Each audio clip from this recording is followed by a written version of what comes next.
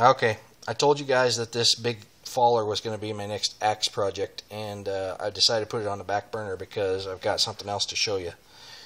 If you guys remember my grandpa's old cruiser, Old Faithful. Oh, don't worry, I'm not going to tear apart Old Faithful here. This is a wall hanger. This is a family heirloom. It's going to stay just the way it is. But if you'll recall, this old cruiser here is a Warren Axe Company Old Faithful cruiser.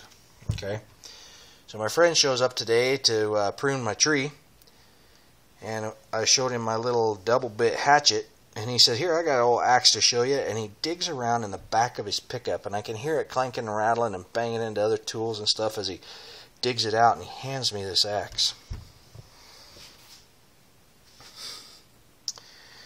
And just the curve of that handle, you could tell that that is an old axe. And when you get your hands on it, if you could feel it and just feel the shape, you could just feel the age in this axe. You could tell that this is an old axe. And I'm just disgusted with it. It looks like maybe it's been in water. Head's all rusted really bad. It's got duct tape residue on it. Looks like maybe it was like bundled up with some other tools and sold at a yard sale, you know. And my buddy picked it up and thought, well, this is a good little truck axe, and he didn't know anything about axes, so he drilled a hole in the handle of it because he likes to have a lanyard to hook shit to. And of course the head was a little loose, so he just drove a nail in the end of it, or somebody did. I'm not saying he did, but I think this axe is actually pretty old. This axe may be turn of the century. Once I start getting the rust knocked off of it, it may be turn of the century. But here's the kicker. That says Warren Axe Company, Warren Axe Old Faithful. So it's actually a brother to that cruiser. So I'm not sure that my friend is going to get this axe back. I don't know, unless it's got some sort of family significance to him. I'm going to figure out a way to acquire this from him.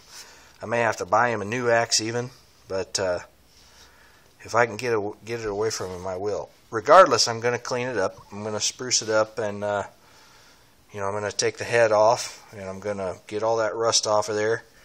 I'm going to clean up the handle. I'm not going to sand it or anything. I'm just going to clean it as best I can, and probably re-oil it. Or I might use my grease. I might do the grease trick again. We'll just see how it goes.